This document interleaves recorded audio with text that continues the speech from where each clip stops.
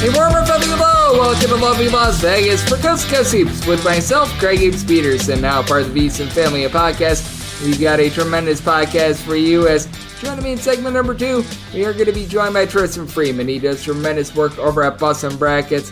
What we've seen take over college basketball, Twitter/X, has been a lot of these not-so-secret scrimmage results. We're going to be talking with him about those, what we should not take away from those. How much weight do they actually carry as well? Are there certain things that can be taken a look at from a player's standpoint as well with them? And then on top of that, I know that he did a nice preview with regards to the Atlantic 10. We're going to be taking a look at some of those teams, and we have noticed over the last, I would say, about week and a half, we've been seeing a lot of injury news coming out on some of these big men. Tolu Smith dealing with quite a bit of an ailment for Mississippi State, Donvan Clingan for UConn, so we're going to be addressing the hopes of both of those teams as well. So we're going to be doing that in segment number 2. Here in segment number 1, going to be rounding up what we all saw in the last 48 hours of college basketball news and notes. And if you do have a question, comment, segment idea, what have you for this podcast, you do have one of two ways we offer this in. First one is my Twitter/X timeline at Jaden_81. Keep in mind there's the maybe does not matter as per usual. Please do send these into the timeline. Otherwise, find an Apple Podcast review. If you rate this podcast 5 stars, it is very much appreciated. From there, you're able to fire in whatever you'd like to hear on this podcast via that 5-star review. And with regards to these not-so-secret scrimmages, I know that there are a lot of people that are buzzing about what we saw in terms of Georgetown being relatively competitive in their not-so-secret scrimmage. I think that was against Wake Forest. You saw like Boise State take down California by 15 points as well. North Texas beating Oral Roberts by 6 points. Things like this. And the guy that really has been able to do a good job of being able to maintain these is the old Trilly Donovan burner ball account. So if you guys are really looking for a lot of these results, you should be probably heading over there, because I'm not going to be tweeting these out too much, though I do take a little bit of something from that Georgetown versus Wake Forest not-so-secret scrimmage with Jaden Epps scoring 46 points. I don't think that we should be expecting him to be scoring 46 points night in and night out, but certainly is something of a little bit of intrigue. But I do think that people get a little bit too caught up in some of these as well. Now, if you have something like we saw a few seasons ago where Pepperdine lost to like Point Loma by 20 points or something like that in a scrimmage, that was sort of where you're like, yeah, it's probably not going to be a great year for them. But I do think that with regards to a lot of these not-so-secret scrimmages, you do want to be having that full box score, taking a look at who did/did not get missed, were there any injuries that were involved as well, because certain coaches have certain motivations during these, so you do want to be mindful of that. And then another big piece of news that came out on college basketball on Sunday is the fact that KenPom released his initial rankings, and for myself, I really have not taken a look at them. And the reason why is not because Ken Pomeroy does a bad job. I mean, Ken Pomeroy is really a man that has revolutionized college basketball with everything that he has done. He does absolutely amazing work. There is no question about that. The reason why I really don't is that I don't want my numbers to get skewed by someone like Ken Pomeroy, another man that does great work, Bart Torvik. We had on this show the last few days a couple other great statisticians, Evan Miyakawa, along with Eric Haslam of Haslam Metrics. What I want to do with regards to some of these places like KenPom, what have you, once the season starts, is try to take a look at some of the things that they look at in terms of efficiency, but I don't want to be looking at the specific ranking. Like, if you look at Ken Pomeroy right now, Purdue is his number 1 team in all of college basketball. Right now, for my money, Duke, who he has number 9. That, in my opinion, should be the preseason number 1. A little bit of a difference of opinion there, but you do want to be trying to gauge, all right, does someone like Ken Pomeroy, does someone like Eric Haslam have higher/lower metrics in terms of like 1 or 2 specific categories that I can find a little bit of an edge on? Because I do think that when it comes to these data scientists, they do a great job. If you take a look at these all individual angles and everything like that, you'll notice that with the betting lines that you're going to see at the beginning part of the season, the reason why you don't want to be copying KenPom for your own rankings is because they do too. The books oftentimes just directly copy how Ken Pomeroy projects the game. So if you have like Houston versus Baylor, that's obviously now a conference matchup, but I mean, those are 2 top 10 teams. If you got Baylor at home being a 2-point favorite on the Ken Pomeroy line, he thinks that it's going to be a 70-68 game. You'll oftentimes be seeing Baylor as like an opening 2 to 2.5 point favorite. Total 139 or something like that, and you're never ever going to find an edge if you just directly copy KenPom, because that's exactly what the books use. You'll be like, looks about right. The only way you'll be able to find an edge is if the betting market is just completely fading something like that. There's like injury news that comes out, so I do think that is very important to do. Always be sort of looking at things with your own rankings, and I mean, you don't need to be like having your own like 55-step model or anything like that, because personally I individually handicap every single game as its own living, breathing entity. That is a lot of time. I certainly understand if you do not have that sort of time, and I'd be surprised if you have that sort of time, so I commend anyone that is trying to keep up with the hustle there. But I do think that it is very important to take bits and pieces. Don't directly copy the whole thing. Don't directly use one source of information. Like, the guys that joined me the last few days, Evan Miyakawa, he does amazing work. Eric Haslam does amazing work as well. Don't directly copy every single one of their rankings as well and try to pass it off as your own, because you do want to be trying to gauge as many sources of information, because there are a lot of good data scientists. I've been lucky enough to be joined by a few over the last few weeks or so. So that's my word to the wise there, and a man that is very wise with regards to taking a look at college basketball is Tristan Freeman. We're going to be taking a look at how to gauge these not-so-secret scrimmages, the big men that are dealing with injuries with UConn, Mississippi State, gauging the Atlantic 10, and so much more next right here on Coast to Coast Hoops with myself, Greg Hoops Peterson, now a part of the UConn Family Podcast.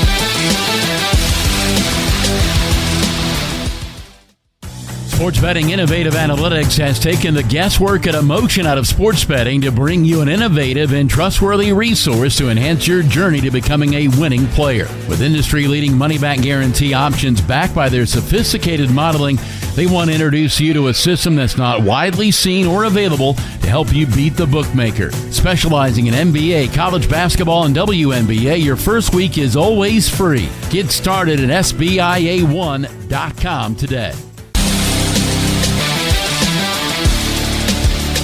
Your lovely Las Vegas for Coast to Coast Hoops with myself, Greg Hoops Peterson, now part of the VSiN Family Podcast. And it's always great to be joined by this man, Tristan Freeman. He does absolutely excellent work over at Bustin' Brackets. That is FanSite, its main hub for college basketball. He's been doing a tremendous job all offseason long, getting set for this great game of college basketball, which now we're 3 weeks away, so we're getting closer and closer. He's based out there in the great state of Pennsylvania, doing great work covering the local teams like Robert Morris, Pittsburgh, which, by the way, just picked up college basketball jerseys of both of those for the collection. So we're giving a little bit of an ode to the Pittsburgh area there. But with Tristan, he's been doing an incredible job taking a look at so many different angles, so many different lists, and you're able to follow him on Twitter/X over at Hoops351 all together. And Tristan, it's great to get you aboard. Thank you. Thank you for having me, Greg. Appreciate it. Always appreciate you, Tristan. And Tristan, right now, what is the buzz of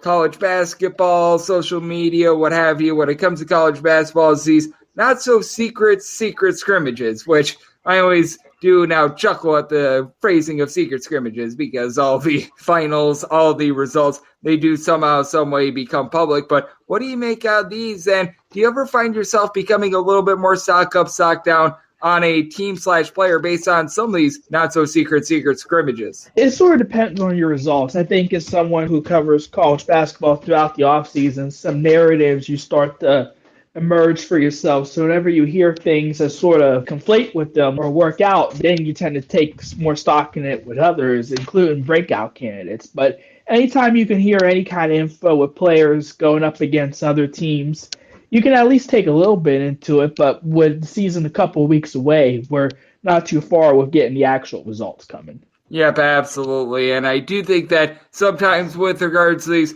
not-so-secret scrimmages, you see a lot of people freaking out, like we saw a big result for Georgetown. I feel like a lot of people were starting to bang the drum for them and everything like that. And I do think that there gets to be a little bit too much praise and a lot too much blame with regards to some of these scrimmages as well. And we're going to be seeing some of them that are much more public scrimmages as well in the next few days with regards to some of these like charity events, what have you. And I always think that those are nice as well. But how much do you want to be taking a look at perhaps some of these rotations rather than some of the actual results? Because I think that much like with these foreign tours, that is something to be taking a look at a little bit more, who is not getting minutes. Yeah, I mean, as someone who attended Pitt's practice/scrimmage, I was just interested to see who was going to be the starting point guard for them, because without Dior Johnson, it's going to be either Carlton Carrington or Jalen Lowe. And Carrington was the guy who who was part of the first team, along with Blake Kinson and the transfer. So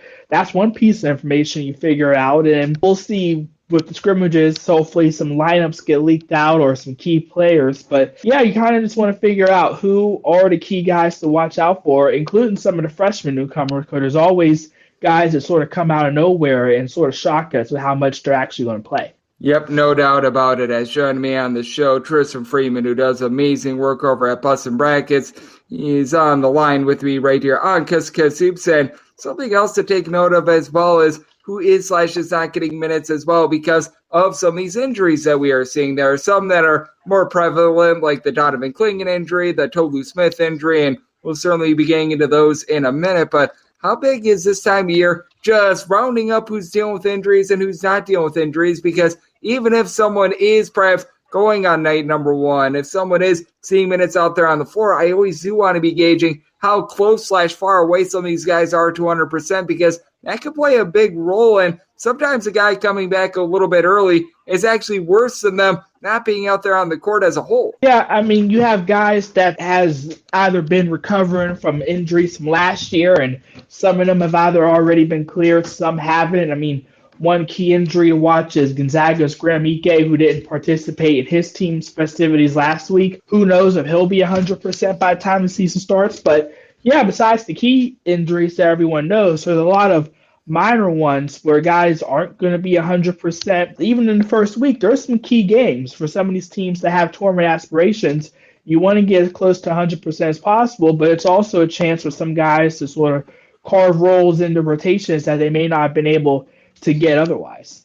Yep, I think that is very important to note as well, because sometimes these understudies, they get their opportunity and they're able to shine as well. And when it comes to more of these notable injuries, the ones that we are very much aware of, the Tolu Smith injury is one that I think is very significant because it sounds like he might not be good to go until SEC play. Meanwhile, with regards to Donvan Clingan's injury, his timeline puts him in line to where he should be able to get out there on the court night number one if he really wants to. But I want you to take a look at that Donvan Clingan injury, because as we know, it's a lower body injury, and typically lower body injuries and big men don't necessarily jive the world's best. And perhaps it might be best if UConn, with the way that their schedule is set up, maybe sits them out / plays them very, very sparingly the first few games, because they're probably not going to need them against the likes of Northern Arizona, Stonehill, what have you. But they're certainly going to need them when they play Kansas December 1st. They have the freshman big Yusuf Sangare, who they can get minutes to, and worst case scenario against the lower level teams, you can play Alex Caravan at the 5, because they do have a ton of guards and wings. It doesn't hurt them, but you just want to get Clingan back on the floor as much as possible, because he was everyone's breakout candidate. And for them to be a top 10 team, which many have them in preseason projections, he doesn't just have to be good, he has to be great. That's where everyone has him as a top 10 caliber player in the country. This time it is going to affect them, and maybe with the injury, we might have to take our own expectations off him just a little, because it could take him a while before he gets going. Yep, no question about it. As Tristan Freeman, who does tremendous work over at Bustin' Brackets, is joining me right here on Cuss Hoops. And on top of that, with regards to the Donvan Clingan injury, how big of an issue is the injury because of the fact that he just didn't see a lot of minutes to start with last year? Because he was averaging right around 13 to 14 minutes per game, and I don't think that UConn is going to be asking him to play 35-plus minutes. You typically don't do that with a lot of big men to start with, just because of the nature of the weight on their legs, what have you. But I do think that it is very important to just be treating this injury the right way, because if they ramp him up a little bit too fast, I think that could have some very bad effects, not just with regards to him being in/out of the fold, but in terms of just his stamina, the way that he's able to be effective in those minutes as well. Yeah, and ultimately, big injuries are different. Some guys like PJ Hall, who had an offseason knee surgery, but he was able to come back, only missed, one game. And then there are others. Pittsburgh's John Hughley was an example where he had an offseason injury, but it took him not only a while to even recover, get back on the floor, but he was never the same and had to shut it down.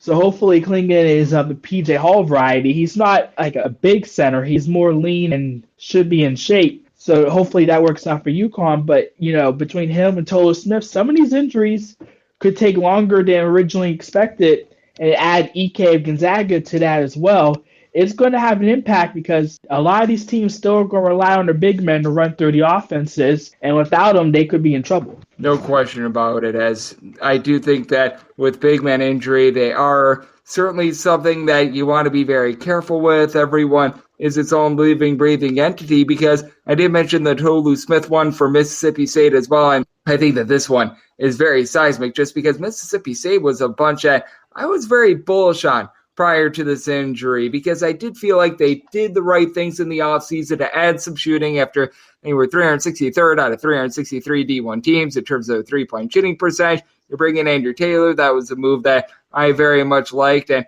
Tolu Smith was really the lone guy that was able to average double figures for them. How do you view this Mississippi State team as a whole, with them most likely not having Tolu Smith until conference play? Because I do think that this one is very big in an SEC in which I don't know if there's necessarily a Final Four team, and it feels like there's going to be a big giant logjam from like teams 3 through 6, 3 through 7 that I thought Mississippi State was going to be a part of. Tolu Smith was the reason they made the tournament, because they were legitimately the worst shooting team in the country. Without him, they weren't going to be good. So, you hope that Marshall transfer Andrew Taylor can give them a shooting presence. Josh Hubbard was impressive for them in the preseason, so they should have the guard depth. But once Will McNair transferred out, their front court could be a little shaky. They did bring in a couple of pieces, but I'm not so sure that's going to work out if you don't have an offensive-minded big man to throw the ball to. And again, if they can't shoot, offense is going to become hard to come by. They were able to slide in thanks to an impressive late run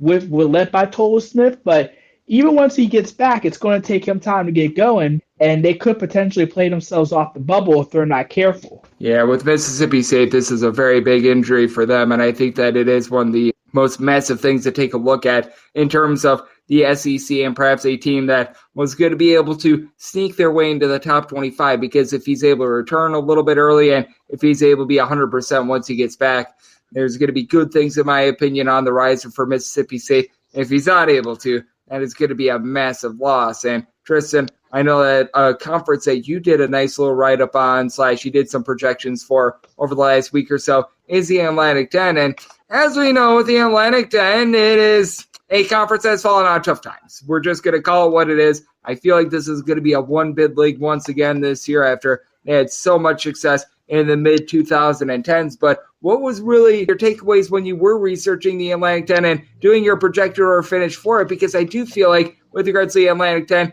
there is a lot of moving parts with a lot of these top teams. And with regards to the bottom, I really do think that it is going to be rough for a lot of these teams that just have so much roster turnover in terms of guys that they lost in the transfer portal. Two teams had big roster overhauls in George Mason and VCU, but both of those teams rebounded fairly well, so I think they should be in the top half. The bottom could be rough again. You have teams like Davidson and Richmond lost more talent than they brought in. LaSalle didn't bring in anyone, and Rhode Island had a complete roster overhaul, but they had to because they were the worst team in the league. We'll see what happens with them, and then UMass has a completely young roster outside of Josh Cohen and Matt Cross, but I think the top could be very good. Dayton brings back one of the best players in the country in Deron Holmes. Duquesne, Fordham, and St. Joe's are teams that bring back a lot of talent and could be contenders. VCU with the Utah State guys could be very interesting. So I think this is a conference that has a clear top and bottom, but I think the top could be good enough to fight for a couple of bids if things go right in the non-con. And I think the biggest key with the Atlantic 10 getting multiple bids into the NCAA tournament is how good Dayton could be, because they're the one school that I do feel like they've got quite a few guys that they're able to look to, and I just felt like they were the victims of the injury bug last year. It felt like half their roster was out of the fold, and even though they did see someone like a Mongolian Mike leave the program from last season, they do bring back Deron Holmes, who I truly do think is the best player in the conference. And do you think sort of the same way that it could be very much reliant upon Dayton having a big non-conference portion of the season, that could be the question mark as to whether or not this is going to be a multi-bid league? Yeah, I mean, Dayton's a preseason team to beat, and they have the guy in Holmes that is good enough to beat just about everyone on their schedule. So for them to be a one-bid league, they're going to have to be the team that handles their business in non-con, because teams like Duquesne and St. Joe's are just unproven. If Dayton struggles, then it could be rough going for the A-10, but Duquesne has a much improved schedule. VCU always tends to play tough games in the non-con. There is hope, but again, it's going to come down to Dayton. And for Dayton, it's going to ultimately come down to how healthy the guards are, because just about all of them was hurt last year. They're all back, led by Malachi Smith, and they had a couple of solid transfers led by Enoch Cheeks from RMU. So if they can hold up, they should be the team to beat, and they should be able to fight for an at-large bid. And as long as they do that, then the A-10 tournament won't come down to only one team getting the bid. Yep, I think that is going to be such a big key for them as well. And I believe that there's a team that you're pretty bullish on, much like myself, as Tristan Freeman, who does great work over at Boston Brackets, is joining me right here on Coast to Coast Hoops, and that'd be St. Bonaventure, a school that last offseason they had lost 99.9% of their scoring from last year. I mean, with St. Bonaventure, this is always a team that they rely quite a bit on tough defense. They rely a lot on chemistry. They had really none of that last year, but they bring back a lot of that backcourt from a season ago. They added a few nice pieces in the transfer portal, and I do think that this is a real wild card when it comes to the Atlantic 10, a team that can make some noise. I'm not sure what your overall thoughts are on them, but just having read your article, and I'm not going to review where specifically you put them because we do want people to check it out over at BostonBrackets.com, but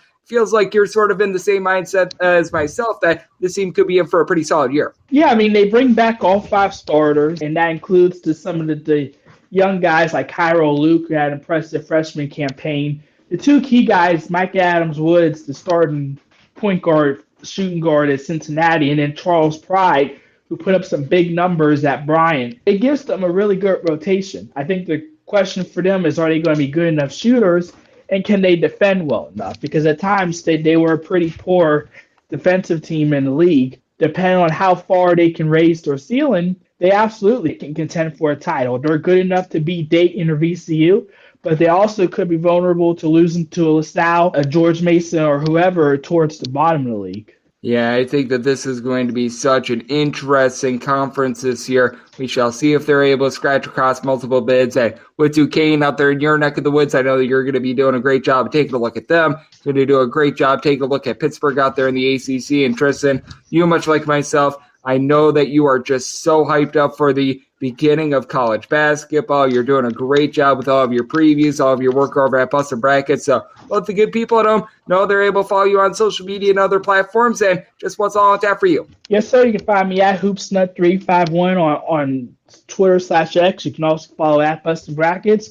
And we have plenty of more team previews coming out. And look forward to this week when I have my top 20, 25 front court and backcourt pairings for the season. That is going to be excellent. Tristan Freeman, he does absolutely amazing work. Taking a look at the game of college basketball, is joining me all off season long. He is a true grinder in this industry. All 12 months out of the year, he is getting prepared for college basketball, and he always lends tremendous insights on this podcast. A big thanks to Tristan for joining me on Coast to Coast Hoops, now part of the VSiN family podcast. If you do like hearing from this fine podcast, Coast to Coast Hoops, you're able to subscribe wherever your podcast, Apple Podcasts, Google Play, Spotify, Stitcher, and TuneIn. And if you have a question, comment, segment idea, what have you for this podcast, you have one of two ways we all fire those in. First one is my Twitter timeline at @JNR_D1/X timeline. Keep in mind, letters EM. Name does not matter as per usual. Please just send these into the timeline. Other ways, find an Apple Podcast review. If you rate this podcast 5 stars, it is very much appreciated. From there, you're able to fire whatever you'd like to hear on this podcast via that 5-star review. Here in the final 3 weeks before the start of the college basketball season,